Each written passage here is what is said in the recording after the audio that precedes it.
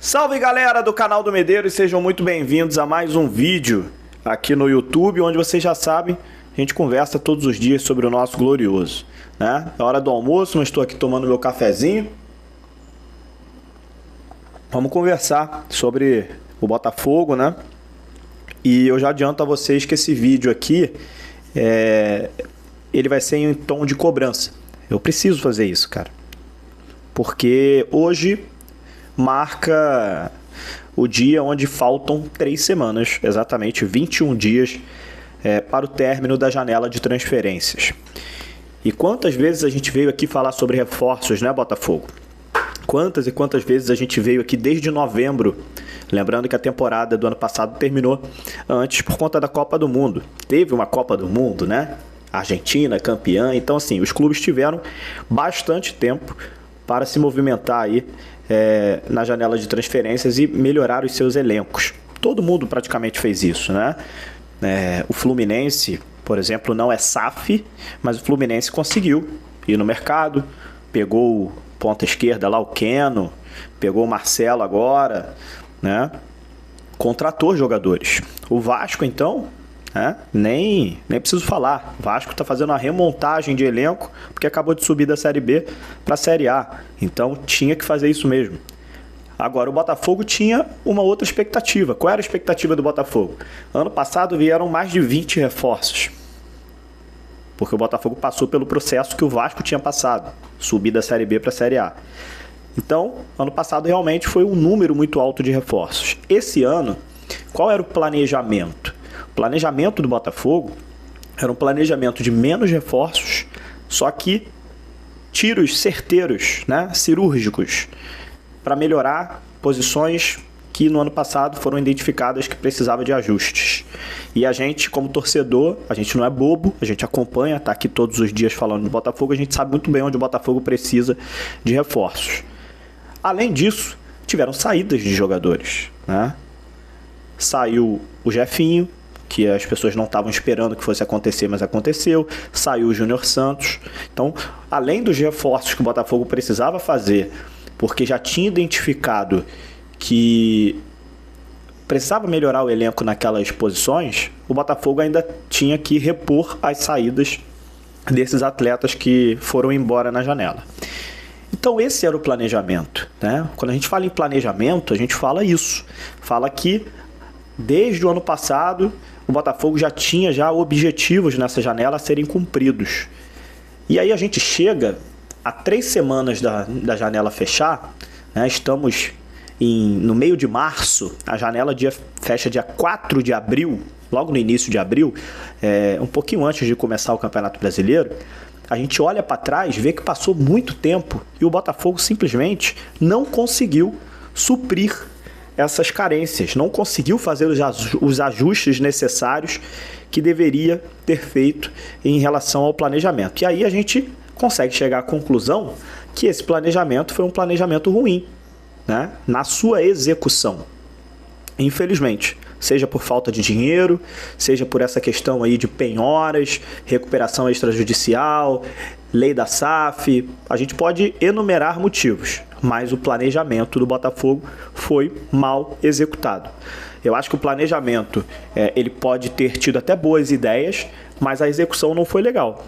Não foi legal e, mais do que isso, não foi transparente com a torcida. A comunicação, mais uma vez, a gente precisa criticar que a comunicação não foi bem feita com o torcedor, que está achando até agora que o Botafogo vai trazer reforços.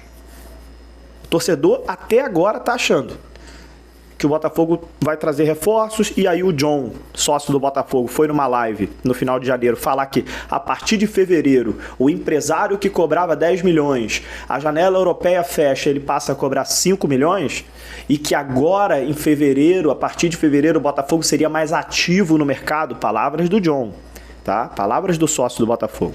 Ele que disse isso. Ele joga uma esperança no torcedor, mais uma vez, que ele não consegue cumprir, sabe? Então, além do planejamento não ter sido bem executado, faltou transparência com a torcida, faltou comunicação e faltou verdade. Chega para o torcedor e faz o seguinte, galera, essa janela não vai dar para o Botafogo contratar, porque o Botafogo está passando por um momento muito delicado, muito difícil de penhoras, e teve outros motivos também, e aí fala os motivos, que a gente não sabe tudo aqui, né? Fala os motivos e diz o seguinte, olha, eu peço a paciência de vocês, peço a compreensão de vocês, vamos tentar nos reestruturar para, na janela do meio do ano, a gente contratar jogadores. Nessa janela a gente não vai contratar e vai manter o time do ano passado. Pronto, ia ter críticas da torcida, algumas outras pessoas iam entender, umas outras não, ia rolar críticas e elogios, normal, mas o clube teria sido transparente com o torcedor, né?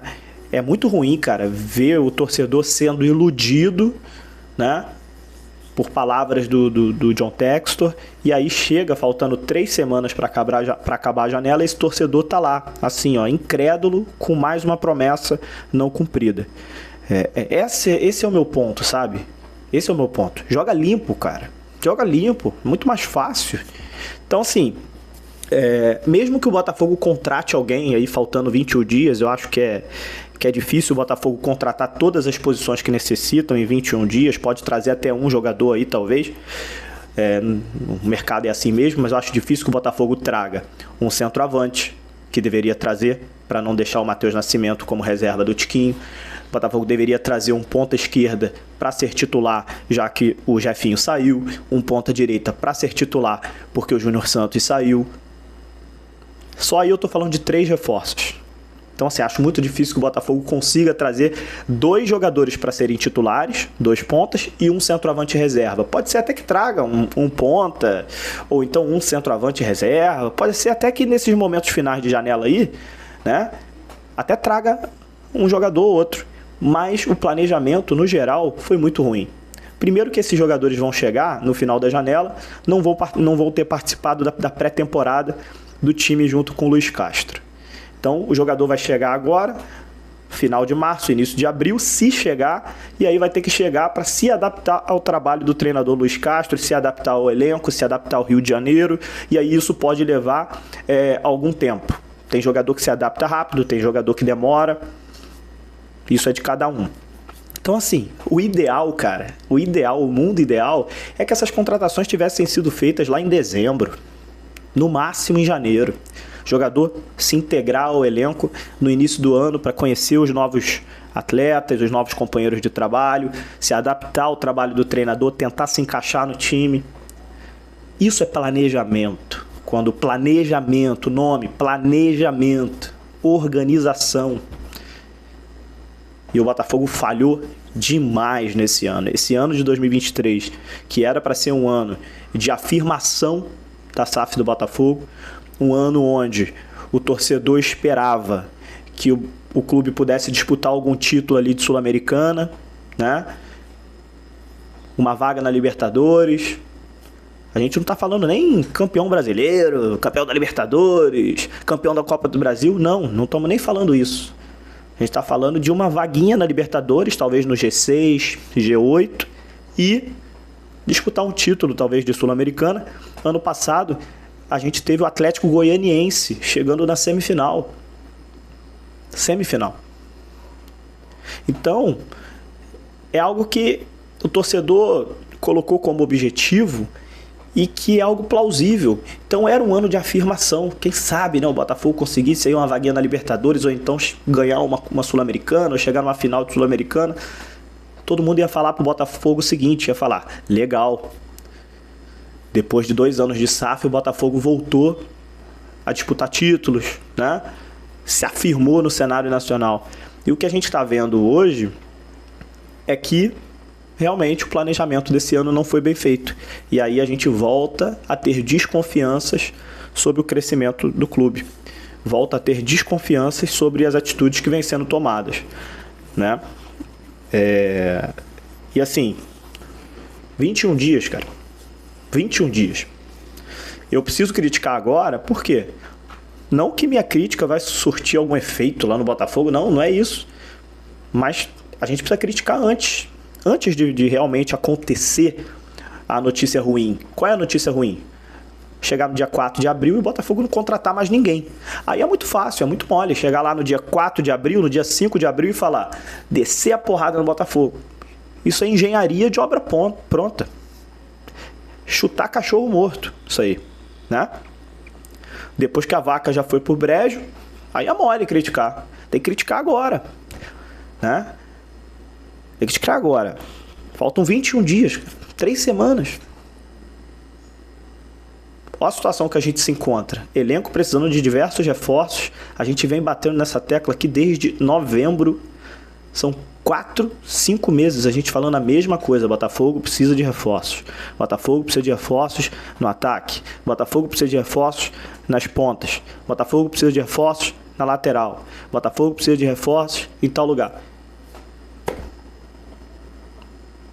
E não tem. Não tem condições. Não tem dinheiro, sei lá, não tem orçamento. Então assim, cara, joga limpo, né? Joga limpo com a torcida e agora vamos tentar não fazer com que o ano vire um desastre maior ainda. Vamos tentar fazer com que a gente consiga passar amanhã na Copa do Brasil do Brasiliense, porque senão realmente aí a situação fica desesperadora. Então, fiz essa crítica hoje. A partir do próximo vídeo eu vou falar só de Botafogo e Brasiliense, que amanhã tem partida decisiva, mas essa crítica precisava ser feita porque faltam 3 semanas, exatamente 21 dias para fechar a janela, e o planejamento do Botafogo foi horrível para 2023. Um abraço e até a próxima.